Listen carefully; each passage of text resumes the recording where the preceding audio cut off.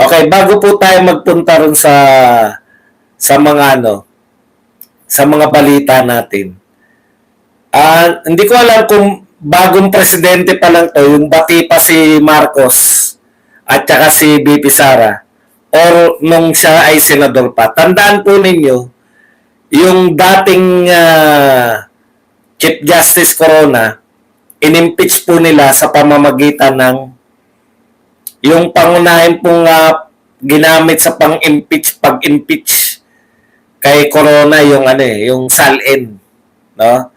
At ilan lang po, tatlo lang po yung sa pagkakalam ko, tatlo lang po yung senador na bumoto ng wag impeach si Corona o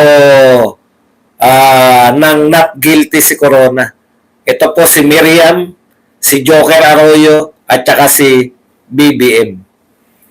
So, ayaw niya talaga na kasi pakinggan niyo po yung katwiran. Hindi pa po siya ulit-ulit dito Matino pa po siya magsalita.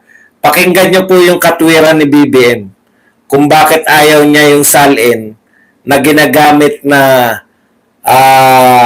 para sa mga kalaban sa politika. Malamang to, bagong presidente pa lang siya or senador pa siya nito. Bata pa tsaka malusog pa Yung ulit-ulit po, for emphasis lang. Hindi po siya pa ulit-ulit pa magsalita. Mabilis pa po siya magsalita. I was talking about my own son. I'm perfectly willing to release it. But ang sinasabi ko, yun na nga, ang pinagpasihan ko, ang experience natin ang experience ko sa impeachment trial ni Chief Justice Corona na ginamit ng pampolitika yung SALN. Wala naman, nakita ko naman lahat ng ebidensya. Ginamit ng pampolitika yung SALN. Wala naman, nakita ko naman lahat ng ebidensya. At sabi ko, siguro, kung ako, kalabang kita sa politika, sa whatever, sa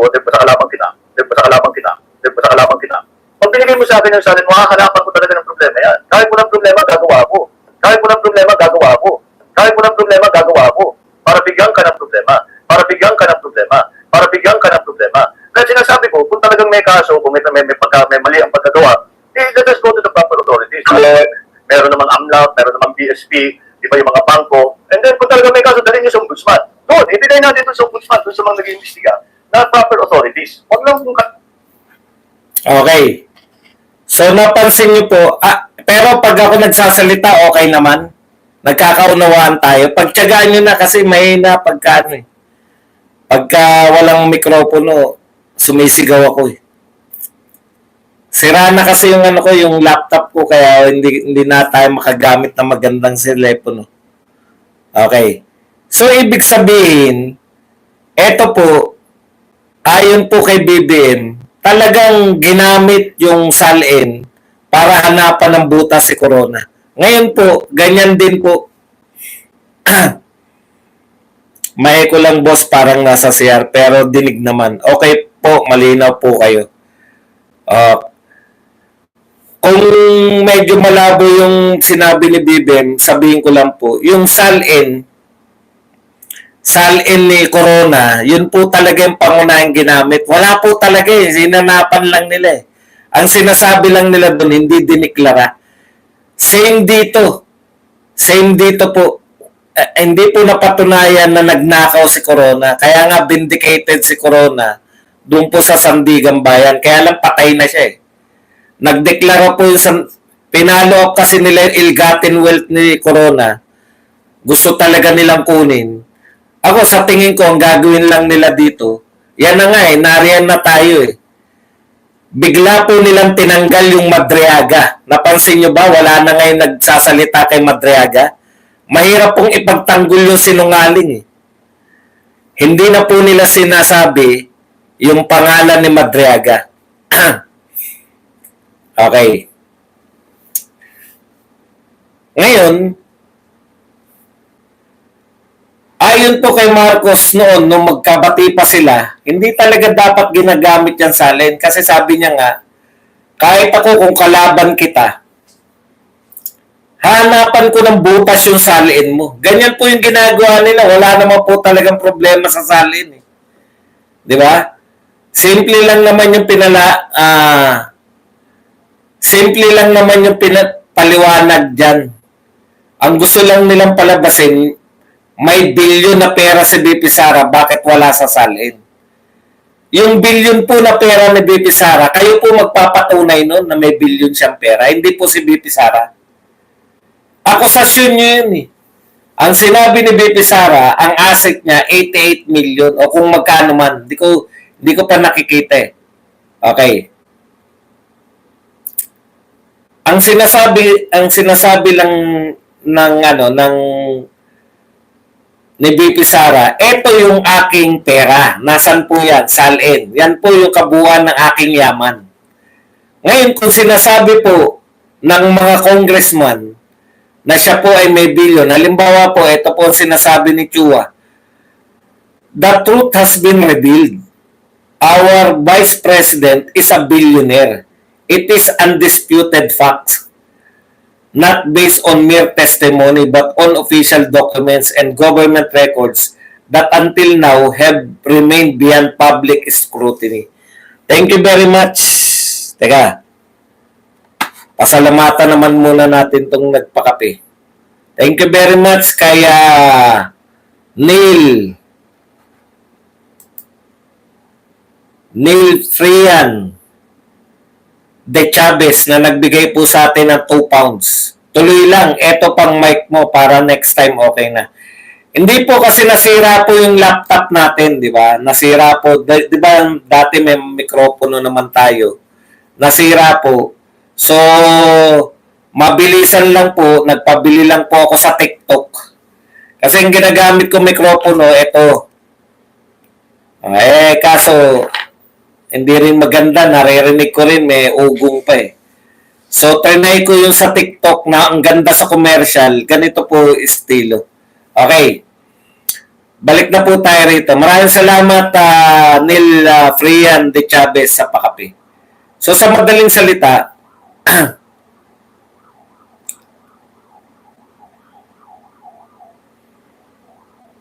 opo, alam ko po. Yun nga po yun eh. Ito yung deklarasyon ni BP Sara.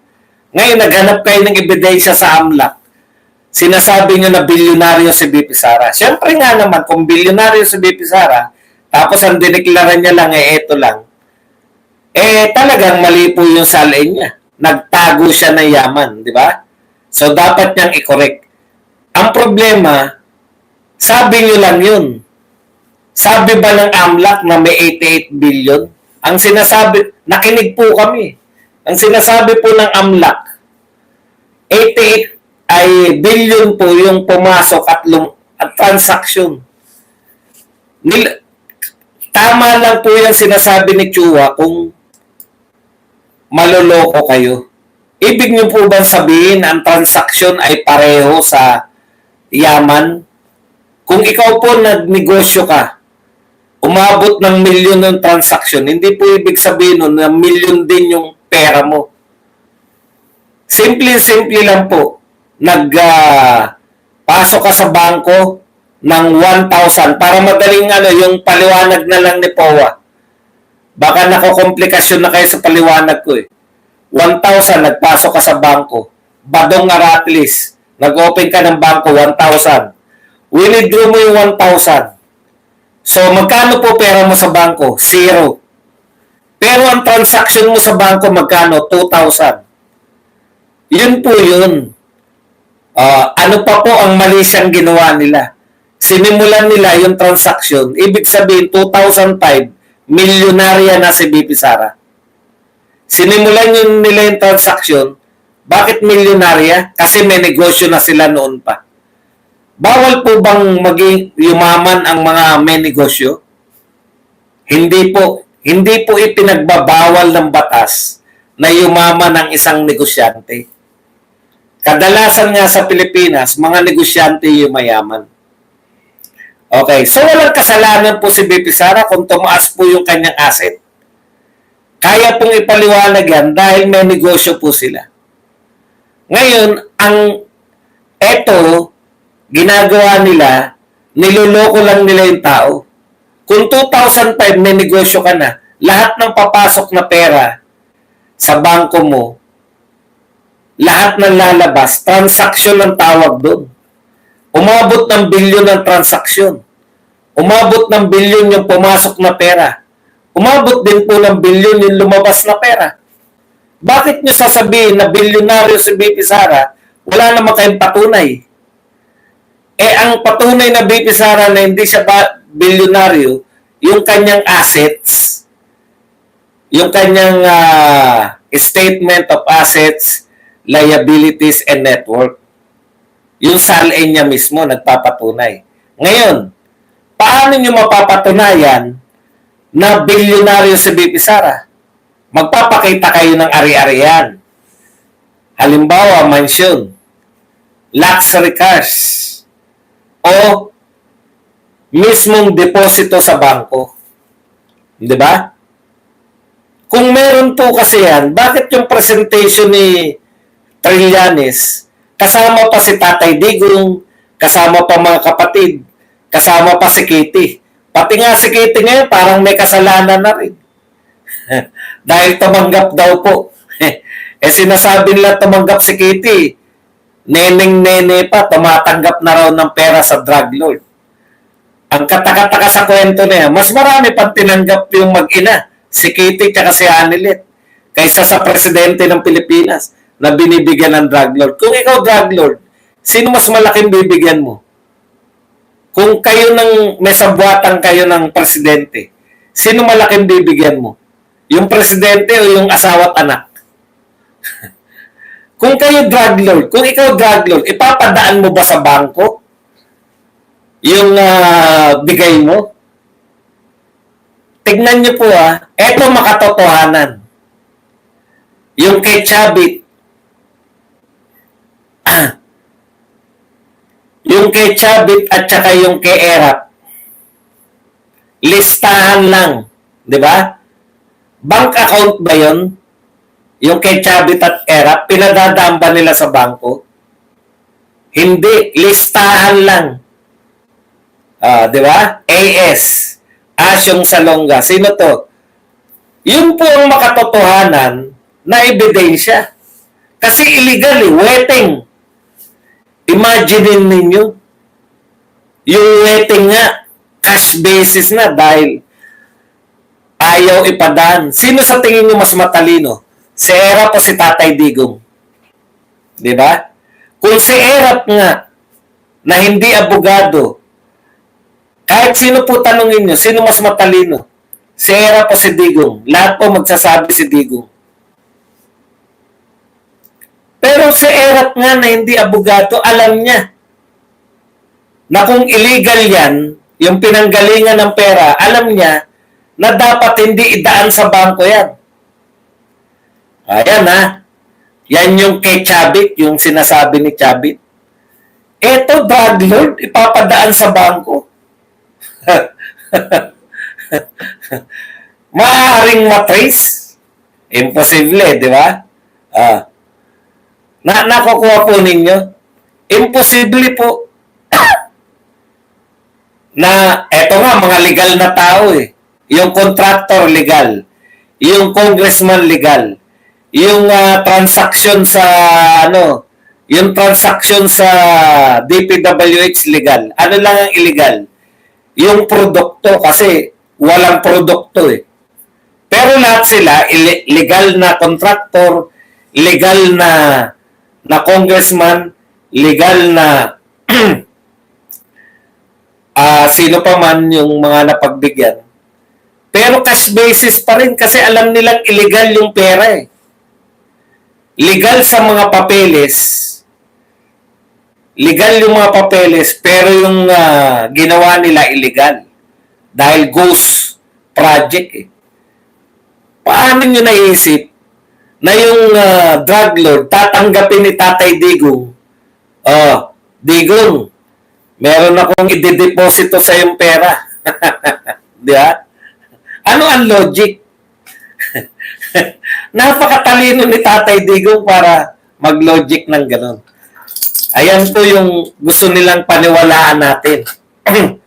Na hindi may paliwanag. Kung hindi nyo may paliwanag, pero pinagbibintangan nyo si BP Sara na siya ay bilyonarya, di, wala kayong ebidensya na bilyonarya siya.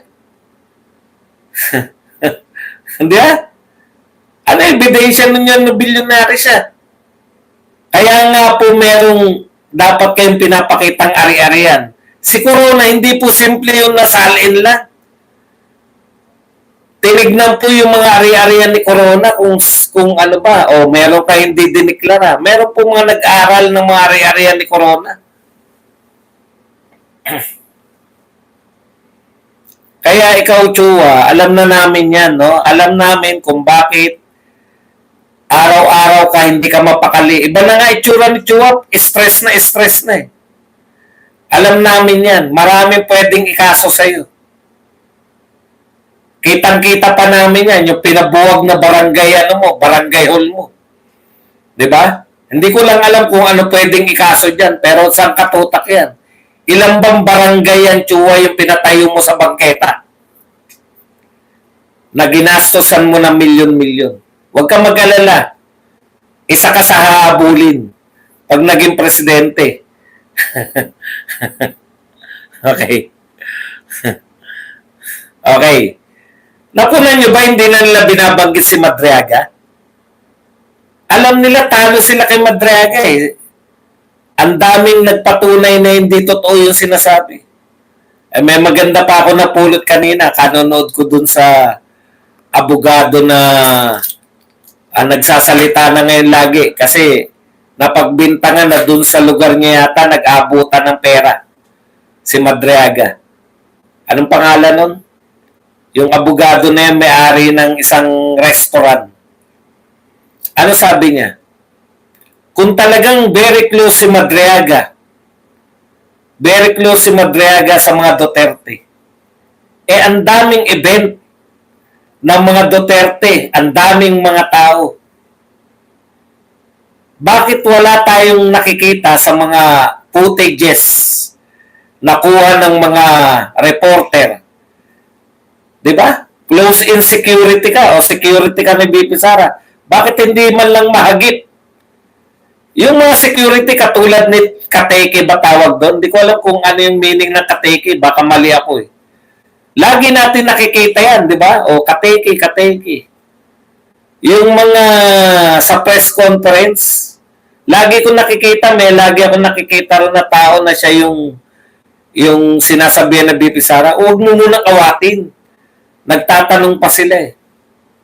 Bakit hindi man lang nahagip si Madriaga sa dami-dami ng mga reporter? Paano ko po natiyak?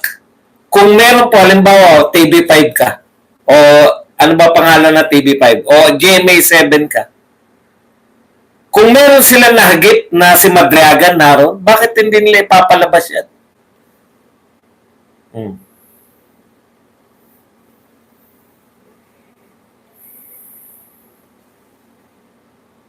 Wala silang mga footage na nariyan si Madriaga nakadikit kay BP Sara. Kung totoo yung sinasabi niya na halos lahat ng transaksyon kasama siya. Okay. Truth daw. Patunayan mo yan, Chua, na bilyonarya si BP Sara. Hindi po si BP Sara magpapatunay na hindi siya bilyonarya. Salin niya nga hindi siya bilyonarya, kayo magpapatunay niyan. Punta tayo dito sa iba pa. Boying, kinasuhan si Romualdez. Ay, kay ano? Yung kay... dito po kay... Ano ba yung sinabi ni